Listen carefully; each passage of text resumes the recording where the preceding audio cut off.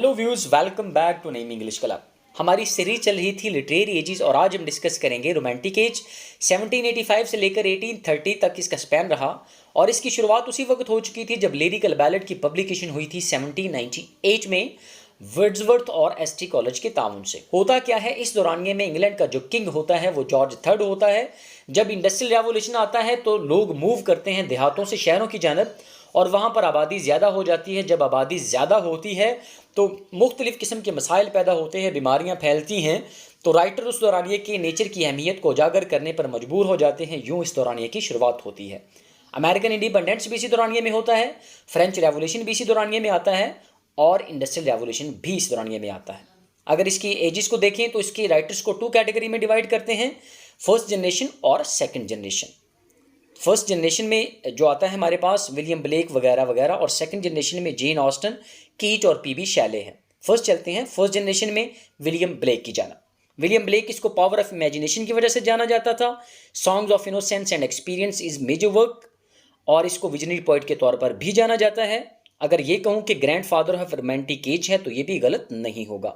इसकी जो first book है पोइटिकल स्केचेस है। अगर वर्क्स की तरफ मूव करें, songs of innocence and experiences में सॉन्ग्स ऑफ इनोसेंस में आते हैं द शेफर्ड कैलेंडर है, द लैम्ब है, द चिमनी स्वीपर है और द डिवाइन इमेज है।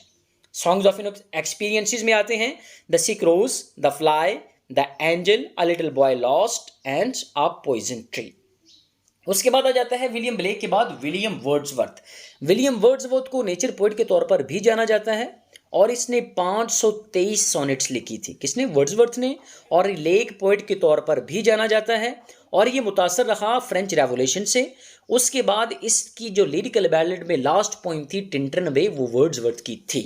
वर्क्स में आता है डिस्क्रिप्टिव स्केचेस है, फर्स्ट वर्क है एन इवनिंग वॉक है, लिरिकल बैलेड है, पोइम्स इन 2 वॉल्यूम है और इसका जो मेजर वर्क लॉन्गेस्ट वर्क था द प्रिल्यूड, ऑटोबायोग्राफिकल था। इसमें 14 बुक्स हैं और 3 सेक्शन हैं। याद रखिएगा, मेजर वर्क है द प्रिल्यूड, ऑटोबायोग्राफिकल है। नेक्स्ट हमारे पास विलियम वर्ड्सवर्थ के बाद आता है एसटी कॉलेज, लेक पोइट के तौर पर भी जाना जाता है, सेज ऑफ हाईगेट के तौर पर भी जाना जाता है, फाउंडर ऑफ रोमांटिक मूवमेंट। कौन है? एसटी कॉलेज है। इसकी राइटिंग में जो एलिमेंट पाए जाते हैं वो सुपर नेचुरल एलिमेंट्स के हैं और इसका जो वर्क था बायोग्राफिया लिटरेरिया में, इसने वर्ड्सवर्थ की जो थीरी थी पोइट्री की उसको इसने क्रिटिसाइज किया था बायोग्राफिया लिटरेरिया में। वर्क्स में आता है Biographia Literaria, Kubla Khan scholar, life of Nelson, Christabel and essay on Shakespeare. Biographia Literaria में इसने शेक्सपियर की जो थीरी थी पोइट्री के बारे में, इसने उसको क्रिटिसाइज किया था और इसकी राइटिंग में सुपर नेचुरल एलिमेंट्स पाए जाते हैं। ये 2 पॉइंट्स ज़रूर याद रखिएगा। नेक्स्ट हमारे पास आता है एसटी कॉलेज के बाद सेकंड जनरेशन है, उसमें जेन ऑस्टन आता है। ये एक राइटर थी, नॉवलिस्ट थी और ये सोसाइटी की ट्रू डिपिक्टर थी। होता क्या है, इसके वर्क्स में आता है नॉर्थ एंजर अबे, इसका फर्स्ट वर्क है, सेंस एंड सेंसिबिलिटी है, प्राइड एंड प्रेजुडाइस है, इमा है और मैंसफील्ड पार्क है। सेकंड जनरेशन में सेकंड पॉइंट है, राइटर है जॉन कीट है। इसको नेगेटिव कैपेबिलिटी की वजह से जाना जाता था। ये मुतासर था एडमंड स्पेंसर और मिल्टन से। इसको हेलेनिस्ट के तौर पर भी जाना जाता है।